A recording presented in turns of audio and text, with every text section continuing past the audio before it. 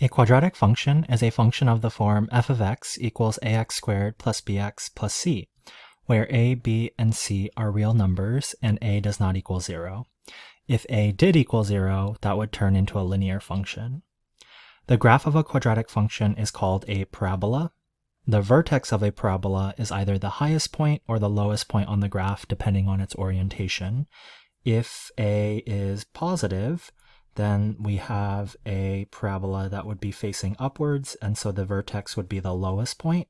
If a was negative, that means that we would have a downward facing parabola, and the vertex would be the highest point on the parabola.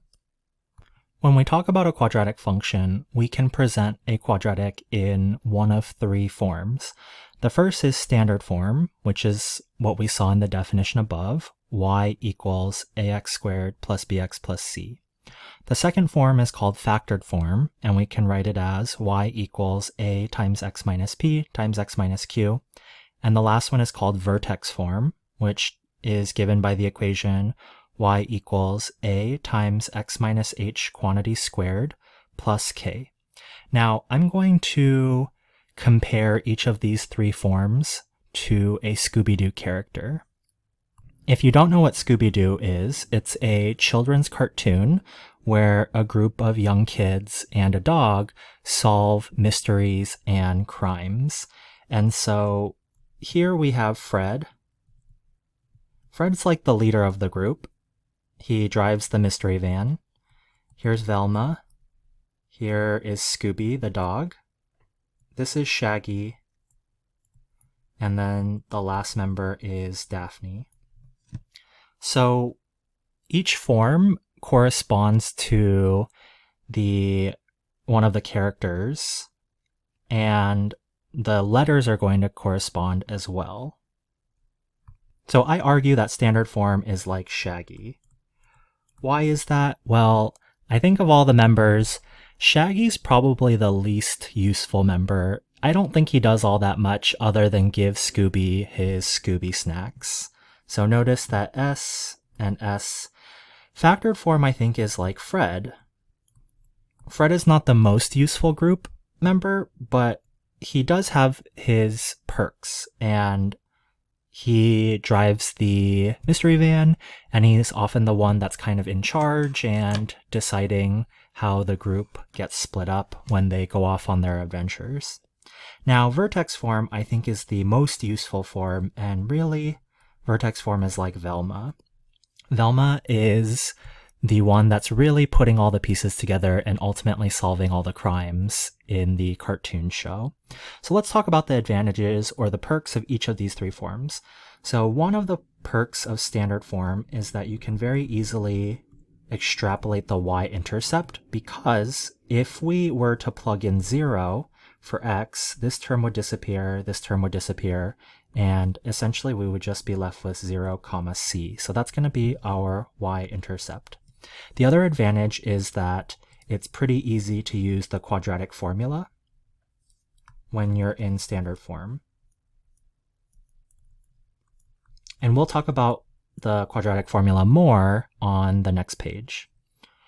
Now, factored form is really useful because we can extrapolate the x-intercepts, and the x-intercepts are going to be p, 0 and q, 0. The other thing about factored form is you can gain the vertex by thinking about the midpoint or the average of the two x values in our x-intercepts. So the vertex is going to be located at p plus q divided by 2, comma, and then whatever that number is, if we plug it back into the function, that will tell us the y-coordinate of the vertex. And we'll kind of see an example of this later on. Now Velma is nice because we can directly extrapolate the vertex. The vertex is going to be the ordered pair h, comma k. And really why vertex form is nice, and in fact sometimes you'll hear it called graphing form, which is probably a less common name for it, but it's called graphing form or vertex form because we can get the vertex, and sometimes you'll hear it called graphing form because it's very easy to graph because we can now think a bit about the graph in terms of transformations, which we've learned about in a previous section. So if we think about the h, that means that we're shifting h units to the left or to the right, depending on whether h is positive or negative. And then k is a shift up or down k units, depending on whether k is positive or negative. It's important to be able to go from each of the three forms to any of the other forms. So far, we've covered how to do most of those, but we have not talked about how to go from standard form to vertex form. That process is called completing the square. Now, if you have a digital copy of these notes, if you ever see this icon here, you will see that that's the YouTube logo. And if you click on that logo, if you have a digital copy, it will take you to a video. And I highly recommend that you watch this video because it goes into a much more in-depth explanation of how to complete the square, and in fact, why it's called completing the square. And so I highly recommend that you watch that video. I'll also link it on the screen as well as in the description so that you can reference that video. Example 1 says complete the square. In other words, put the following quadratic functions in vertex form, then identify the vertex of the parabola. All right, so for part A, what I'm going to do is I'm going to write f of x equals, then I'm going to group the first two terms within a set of parentheses. And I'm going to leave some space, and then I'll write -4. Now, I want to place a special number inside of the blank spot that I put, and the way that we're going to figure out what number goes there is we're going to take our b value and divide it by 2. In this case, our b value is 6. I'm going to cut it in half, and after that, I'm going to square whatever that quantity is. So 6 divided by 2 is 3, and then if I square 3, that gives me 9. So in this blank spot here, I want to add 9, but I can't just randomly add 9 out of nowhere. That's going to change my function. So in order to maintain balance and keep my function the same, on the outside, I want to subtract 9. Now notice if I add 9 and subtract 9, that's really like adding 0, and that means that our function is going to stay the same. It's just going to look slightly different now. So now what we want to do is we want to take the expression inside of the parentheses and we want to factor it. So x squared plus 6x plus 9 is going to factor into x plus 3 times x plus 3, or in other words, x plus 3 quantity squared. And then -4 minus 9 is going to be -13. So this is our quadratic in vertex form. Now for the second part, we want to figure out what the vertex is. And from vertex form, we can see that our vertex is going to be -3, -13. All right, in part B, I'm going to go ahead and factor out a 3, because notice that here our a value is 3, and here we had an a value of 1. So because our a value is something other than 1, we're going to need to factor that out of the first two terms. So if I factor out a 3, I'm going to be left with x squared plus 4x, and then on the outside of my parentheses, I'll have plus 27. So we're going to kind of work about this the same way now. Our b value is 4. So I'm going to take 4, I'm going to cut it in half, and then I'm going to square it. So 4 divided by 2 is 2, and then if I square 2, that's going to give me 4. So on the inside of my parentheses, I'm going to put plus 4. Now, a lot of times students from here are inclined to subtract 4 on the outside of the parentheses, but that's actually not correct in this scenario. And the reason that is because if I were to distribute this 3, it's really like I'm adding 12, because 3 times 4 is 12. So on the outside, I need to actually subtract 12 in order to maintain balance. So now I'm going to have that g of x is equal to 3 times, if I factor x squared plus 4x plus 4, that will give me x plus 2 quantity squared. And then positive 27 minus 12 is equal to positive 15, or plus 15. So here is my function in vertex form, and then if I want to identify the vertex, that is going to be located at -2, 15. So that completes part B of this first example. The solutions to a quadratic equation of the form ax squared plus bx plus c equals 0, where a is not equal to 0, are given by the formula x equals negative b plus or minus the square root of b squared minus 4ac all over 2a. So let's go back to this equation right here. Something that you'll note is ax squared plus bx plus c is in standard form. And then also, to be able to use the quadratic formula, we need our quadratic to be set equal to 0. Otherwise, we cannot use the quadratic formula. Now, don't get hung up on x here. That's our input variable. We could use other variables like r or k, so we'll be able to use the quadratic formulas on those. Now, oftentimes when I'm working with students, they can recite the quadratic formula to me pretty easily because they have it memorized, but when I prod deeper, sometimes they don't understand what the quadratic formula is actually doing. So if I have a quadratic that's graphed, here's my y-axis and here's my x-axis, if I graph some kind of parabola, the quadratic formula helps us to identify the x-coordinates of our x-intercepts. So if I find two x values, they are going to be the x values where our x-intercepts are located if we were to graph the parabola that is associated with that quadratic function. Let's go ahead and look at example 2, which says use the quadratic formula to solve the following equations. So first off, in part A, we need it to be equal to 0, so I'm going to subtract 2r and subtract 39 on both sides. If we do that, we get 5r squared minus 2r minus 39 is equal to 0. And now we can go ahead and use the quadratic formula from here. So if it's helpful for you, you might want to identify what the a, b, and c value are. So here, our leading coefficient a is equal to 5, b is equal to negative 2, and c is equal to negative 39. So now we can use the quadratic formula, which tells us that r, since our input variables are here, is equal to negative b plus or minus the square root of b squared minus 4 times a times c. And this is all over 2 times the a value. Let's go about simplifying this. So we have 2 plus or minus the square root. Negative 2 squared is 4, minus 4 times 5 is 20, times negative 39, over 2 times 5 is 10. If we simplify the radicand, we're going to end up getting 2 plus or minus the square root of 784 over 10.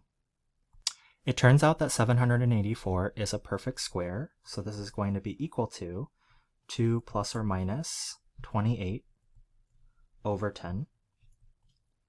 And so I'm going to get two numbers out of this because one of them is going to be 2 plus 28 over 10, and the other one is going to be 2 minus 28 over 10. And if we simplify these, 2 plus 28 is 30. 30 divided by 10 is 3. And then the other number, 2 minus 28, is negative 26. And if we divide that by 10, we get negative 2.6. So 3 and negative 2.6 are our solutions for this quadratic equation. Moving on to part B, I'm going to subtract 16 from both sides. And if we do that, we get 10k squared minus 4k minus 16 equals 0. Now from here, notice that all the values a, b, and c are even numbers. What that tells us is that I have the ability to factor out a 2, and if we do that, that's going to leave me with 5k squared minus 2k minus 8 is equal to 0. Now why did we do that? Well, I can divide both sides of my equation by 2 now, and what's going to happen is these 2's will divide out. And on the right-hand side of my equation, 0 divided by 2 is 0. So it's going to make our calculations a little bit easier because our numbers will be smaller. So I have 5k squared minus 2k minus 8 is equal to 0. Let's go ahead and use our quadratic formula on this now, and I'm going to identify 5 is my a value, negative 2 is my b value, and negative 8 is my c value.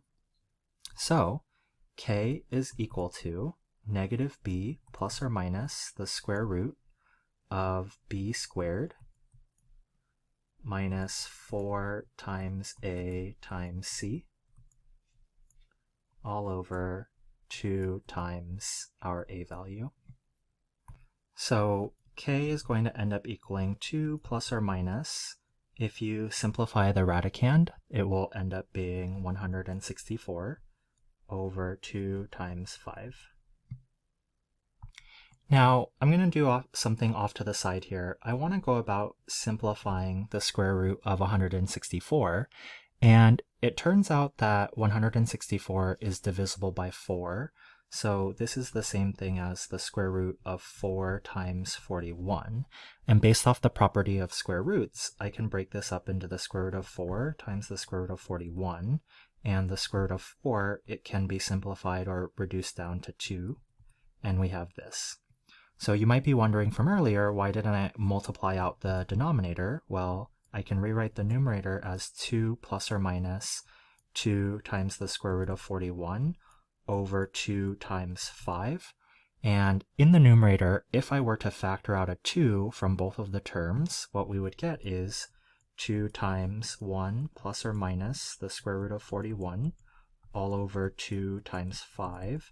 And then from here, this 2 and this 2 will divide out. And then finally, we will get that our solutions are 1 plus or minus the square root of 41 over 5. So there's our answer for part B. Also, as we did in part A, you can also rewrite this in set builder notation or just set notation. So there are our two answers for example 2. Example 3 says consider the function f of x is equal to negative 3x squared plus 12x minus 8. Use this function to answer the following questions. Part A says identify any extrema of the graph of f of x. So when we're dealing with quadratics, if we want to talk about either any local or absolute maximums or minimums, we're going to need to find the vertex. So let's go ahead and place our function into vertex form by completing the square. I'm going to factor out the leading coefficient from the first two terms, so that will leave us with x squared minus 4x. I'm going to leave a space, and then we'll have minus 8 on the outside. On the inside of my parentheses, I'm going to take the b value, which in this case is negative 4, cut it in half or divide it by 2, and then square it. So negative 4 divided by 2 is negative 2, and if we square that, that's going to give us 4. So here I want to add 4, and if I distribute this minus 3, it's really like I'm subtracting 12. So on the outside, I need to add 12. Then we'll get f of x is equal to negative 3 times, if we factor that quadratic inside of the parentheses, we get x minus 2 quantity squared, and negative 8 plus 12 is going to give us positive 4 or plus 4. So that's actually not our final answer, so I shouldn't be boxing that. From here, we can gather that our vertex is located at the ordered pair 2, 4. So if I were to do a really rough sketch, I know that our vertex here is at 2, 4. So this would be 4, this would be 2, and our graph is going to look something like that. Here's my y-axis and here's my x-axis. So as we can see, this represents the highest point on our graph because we have a negative leading coefficient, which tells us that this is going to be a downward facing parabola. So if we want to talk about extrema, we would say there is a local and absolute maximum. So this would actually count as both. And I'm just going to give the ordered pair. So there is a local and absolute maximum at 2, 4. And so this represents our answer for part A. Part B asks for the domain and range of this function. Now, because we're dealing with a quadratic, which falls under the category of a polynomial, all polynomials have a domain of all real numbers unless you're restricting the domain. But we're not restricting the domain here, so our domain is going to be all numbers between negative infinity and positive infinity. Now our range is, as you can see, our y values go off to negative infinity, but the highest y value that we will attain would be positive 4 because of our vertex right here and it not going any higher than that. So here are our domain and range of our function. Part C says identify any intercepts. Because our function is originally given in standard form, we can pretty easily gain that our y-intercept is 0, -8. And let's go ahead and solve for our x-intercepts. And I erased it, but I'm going to rewrite what we originally had for vertex form, which was -3 times x minus 2 quantity squared plus 4. Now, there's a couple ways we could find our x-intercepts. We could use the standard form that we were originally given and use the quadratic formula, but since I have vertex form here, I'm going to go ahead and set that entire thing equal to 0. From here, if I subtract 4 on both sides, I get -3 times x minus 2 quantity squared is equal to -4. From here, if I divide both sides by -3, we get x minus 2 quantity squared is equal to 4/3. Now I want to try and isolate x, so I'm going to go ahead and take the square root of both sides. And if I do that, that will give me x minus 2 is equal to plus or minus. Now, the way that square roots work, I can apply the square root to the numerator and the square root to the denominator. And the reason that I'm doing this is the square root of 4 is equal to 2. So I'm going to put plus or minus 2 over the square root of 3. And now I get x minus 2 is equal to. I'm also going to rationalize the denominator. We do that by multiplying both the numerator and the denominator by the square root of 3. So if I do that, I'm going to get plus or minus 2 root 3 over 3. My last step for isolating x is adding 2 to both sides. So we would get x equals 2 plus or minus 2 root 3 over 3. So here is our y-intercept, and here are our two x-intercepts. Let's go ahead and skip part D and part E for now. Part F wants us to sketch a graph of f of x, so let's go ahead and plot the points that we've solved for so far. Right now our x-intercepts are in exact form, but it might be helpful to put them in approximate form by putting them into decimals. So if I throw in 2 plus 2 root 3 over 3 into my calculator, that's going to end up being 3.155, 0. And then the other ordered pair, if we throw it into our calculator, is approximately 0.845, 0. So I'm going to go ahead and plot those. That's about here and here. Now one more thing, I plotted the y-intercept of 0, -8. Since this thing is our vertex, parabolas have the characteristic that they are symmetric about the vertex. So if our graph is going through 0, -8, and the vertex is at 2, 4, then we know that our graph would need to go through the ordered pair 4, -8 as well. And so our graph is going to look something like this, and I'm going to put arrows to indicate that this is going on forever in both directions. So our graph is going to look something like that. Now it's going to be a bit easier to answer part D and E. When is the graph of f of x increasing?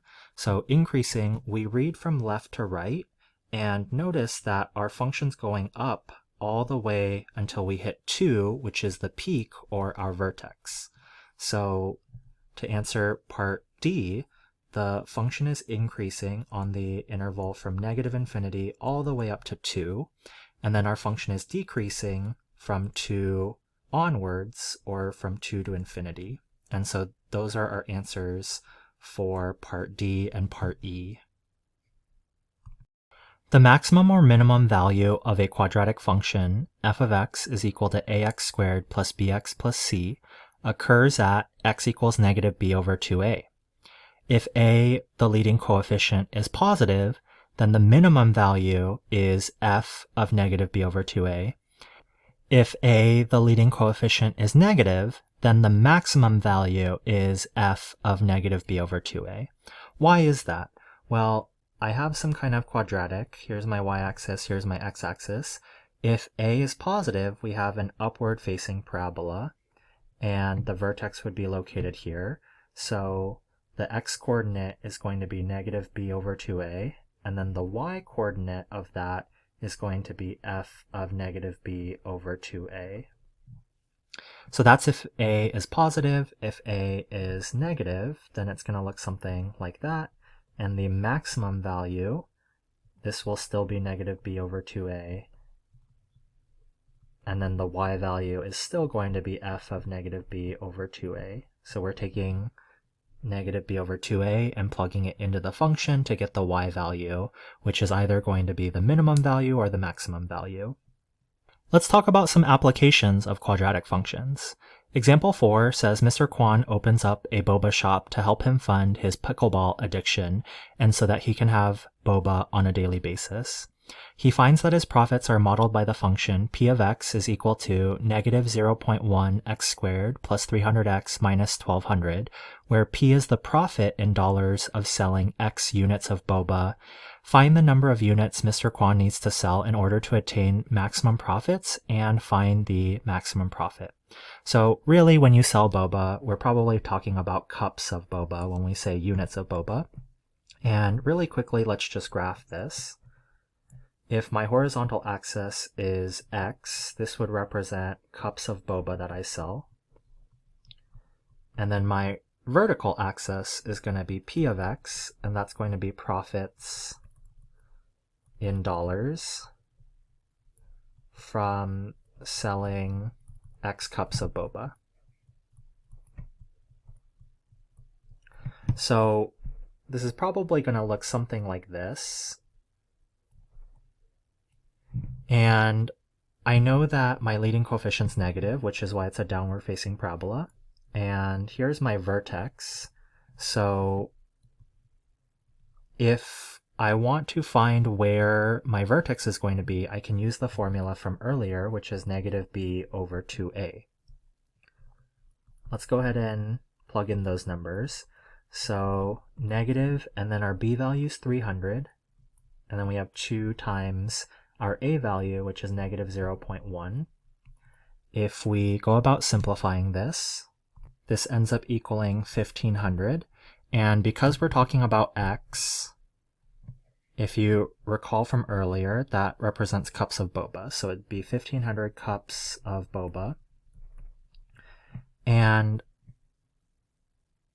that answers the first part of the question. It says find the number of cups Mr. Kwan needs to sell in order to attain maximum profits.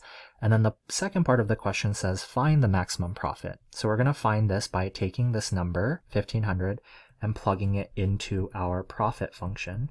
So remember, this is using function notation. I'm taking 1500 and plugging it into my profit function. So this would be negative 0.1 times 1500 quantity squared plus 300 times 1500 and then minus 1200. And if you throw this number into a calculator, it ends up coming out to $223,800. So because this is a word problem, I usually expect my students to write a sentence to interpret their answer of what we just calculated. So let's do that. In order to make a max profit of $223,800, we need to sell 1,500 cups of boba. And there's our final answer for example 4. Example 5 says, a soccer team plays in a stadium that holds 55,000 spectators. With the ticket price at $10, the average attendance at recent games has been 27,000. A market survey indicates that for every dollar the ticket price is lowered, attendance increases by 3,000 people. Part A says, find a function that models the revenue in terms of ticket price. So I'm going to come up with a function, and we're going to call it R of X. And R of X represents the revenue that we gain based on selling a ticket at the cost of X dollars. So let me repeat that. X represents the cost of a ticket.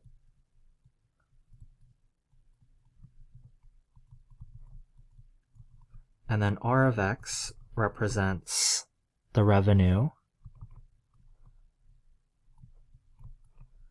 gained based on a ticket costing X dollars.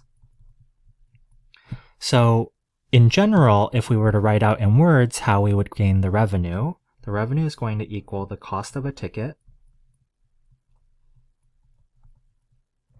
times the number of tickets sold, or the number of spectators. So the cost of a ticket, we've already defined that to be X, because that's right here. So we're going to use X to represent this thing, and then we need to multiply this by the number of spectators. How do we figure out the number of spectators? Well, I'm going to use a table. I think that's going to help us. So based off the information that we're given, it says that if a ticket price is $10, then the number of spectators is going to be 27,000.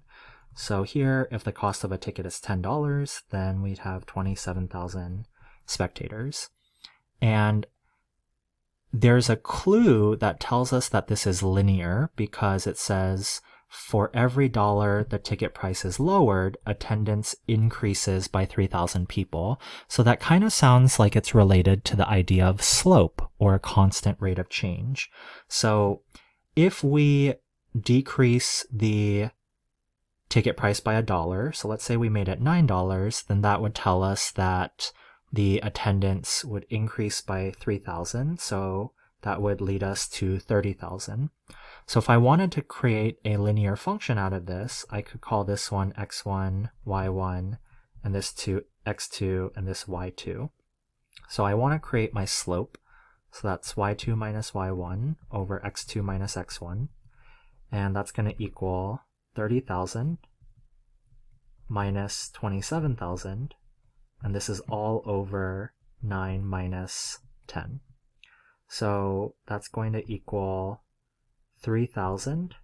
And then 9 minus 10 is -1. So in other words, our slope is -3,000, because every time I increase the cost of a ticket by $1, the number of spectators is going to fall by 3,000 people. So that's why our slope is -3,000. So now if I'm creating my linear function, we have y equals -3,000 x plus b. And I don't know what b is, but I can take one of the ordered pairs in my table. So I'm going to replace y with 30,000, and then I'm going to replace x with 9, and then plus b. That's going to give us 30,000 is equal to -3,000 times 9 should be -27,000. And then if I add 27,000 to both sides, we're going to get b equals 57,000. So returning here, our b value is 57,000. So if we call this x and this y, then y is the number of spectators, which is this expression right here. And I'm going to go ahead and plug that into my big set of parentheses from earlier. So we have -3,000 x plus 57,000. Now, if I go ahead and distribute in this x, we're going to see that we're going to end up with our revenue function being a quadratic function. So we have negative 3,000 x squared plus 57,000 x. So there is our revenue function for part A. Part B says find the price that maximizes revenue from ticket sales. So we want to maximize revenue by figuring out what price is going to give that to us. So if I graphed this quadratic, it's going to look something like that. Here's R of X, my revenue, and here's the cost of a ticket. So I want to figure out what price right here is going to give us the maximum possible revenue. And from earlier, we know that the X value that gives us the vertex is negative B over 2A. So let's go ahead and figure that out. Negative B over 2A. Our B value is 57,000. And our A value is negative 3,000. So if you simplify that, you end up getting 9.5. So to fully answer part B, we would say a price of $9.50 would maximize revenue.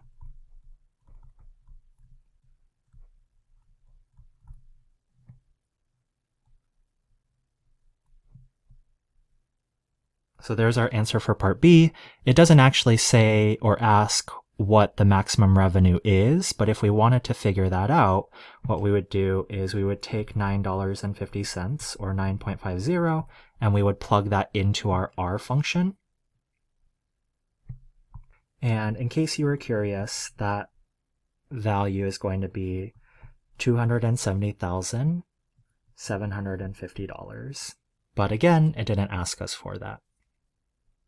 Okay, so part C says what ticket price is so high that no revenue is generated. So going back to the graph here, there is going to be a ticket price right here such that notice that it would produce a revenue of 0 because maybe it's too high of a price and people won't buy tickets. So I'm going to look at, this is in part C, I'm going to go back to looking at our revenue function, and earlier we had it in factored form as x times negative 3,000 x plus 57,000. What I can do is I can set the revenue equal to 0, so replace R of X with 0, and from here if I use the zero product principle, I'd get X equals 0, which is not a huge surprise because there's an ordered pair here, 0, 0. And then if I set the other factor equal to 0, negative 3,000 X plus 57,000, if I solve for X, I'm going to subtract 57,000 on both sides, and then we get negative 3,000 x is equal to negative 57,000. And then if we divide both sides by negative 3,000,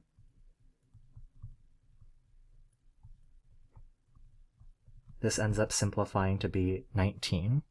So a ticket price of $19 would result in no revenue. And there's our answer for part C. Example 6 says, a rectangular garden measuring 12 meters by 16 meters is to have a pedestrian walkway installed all around it, increasing the total area to 285 square meters. What will the width of the walkway be? So let's go ahead and add in a picture and visualize what this would look like. So here, this represents our garden, and then everything around it, I will highlight in yellow. This is going to represent our walkway.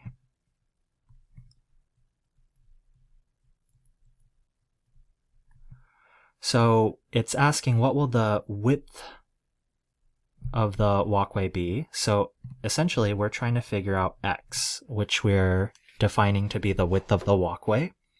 So it also tells us that the new area is going to be 285 square meters. So that means that I want to figure out what is this length and what is this length. But if the width of the walkway is going to be x, then this should be x plus 12 plus x. And if I simplify that, that's the same thing as 12 plus 2x. And then same thing for the height. This is going to be 16 plus 2x. So the new area is going to be 16 plus 2x times 12 plus 2x. And I can replace the area with 285. So how do we go about solving for x now? Well, I'm going to take this expression on the left-hand side, and I want to multiply that out, and I'm going to use the box method. So I'll put 16, positive 2x, 12, and positive 2x. So let's go ahead and fill in the values.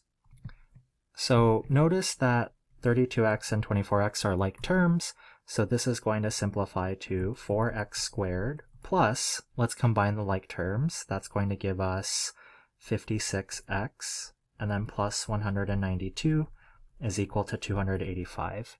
Now what I'm going to do is I'm going to subtract 285 from both sides, and that will end up giving us the equation 4x squared plus 56x minus 93 is equal to 0. And from here, we want to use the quadratic formula. So I've gone ahead and I've written out the quadratic formula with the a, b, and c values that we have in this specific instance. Now, if you throw this into your calculator and you simplify, you're going to get two numbers. One of them is negative 15.5, and the other one is 1.5. Now, we're talking about a distance here, so negative distance doesn't quite make sense, so we can ignore this value. And x equals 1.5 is our answer, and we can say the width of the walkway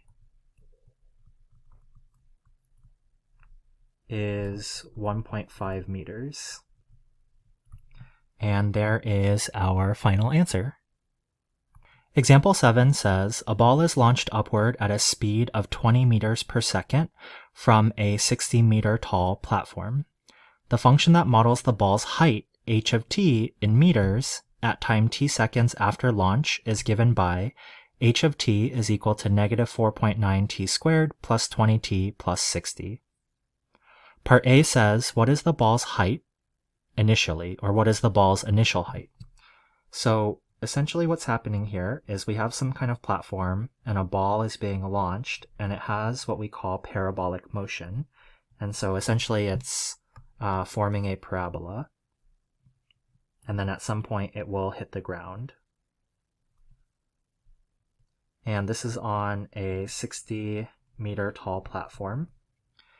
And when we're asking what is the ball's initial height, this is asking when t equals 0. So we can actually evaluate h of 0 by plugging in 0. And essentially we're just asking for the y-intercept. So these terms are going to disappear, and h of 0 is equal to 60. So the answer to part A is the ball's initial height will be 60 meters. Part B says, how much time will it take for the ball to hit the ground? So again, I have that my height is negative 4.9 t squared plus 20t plus 60. Now, really quickly, I highly recommend that you differentiate your plus signs and your t's. I don't normally write my t's like this, but when we're writing equations, I write my t with a tail so that it looks different from my plus sign. So that's just a pro tip. Now, this expression represents my height, and I want to know when the ball hits the ground right here. And so the x-coordinate or the t-coordinate is some unknown value, but I know that the output coordinate would be 0. So what I can do is I can set this equal to 0. Now, because I have a quadratic equal to 0, I can use the quadratic formula. So t is going to equal negative b plus or minus the square root of b squared minus 4 times a times c all over 2 times negative 4.9. And if you simplify this expression in your calculator, you should get two different answers, one of them being t equals negative 2.010, and the second one being t equals 6.092. And t represents time in seconds, so we don't really want a negative time. So to answer part B, how much time will it take for the ball to hit the ground after 6.092 seconds? The ball will hit the ground. So there's our answer for part B. Part C says, what is the maximum height of the ball? So if I were drawing, this would be my h-axis, and this would be my t-axis, so t, and this would be h of t. I want to essentially find the vertex, and I'm trying to figure out what that value is so that eventually I could figure out the maximum height. So just like before, we're going to use the formula negative b over 2a. In this case, t is equal to negative b over 2a. So we have negative 20 over 2 times our a value, which is negative 4.9. And this is going to become 20 over 9.8. And now what we want to do is we want to take this t value and plug it into our function. And I'm now also realizing this could be rewritten as 10 over 4.9. So we want to plug that into our function.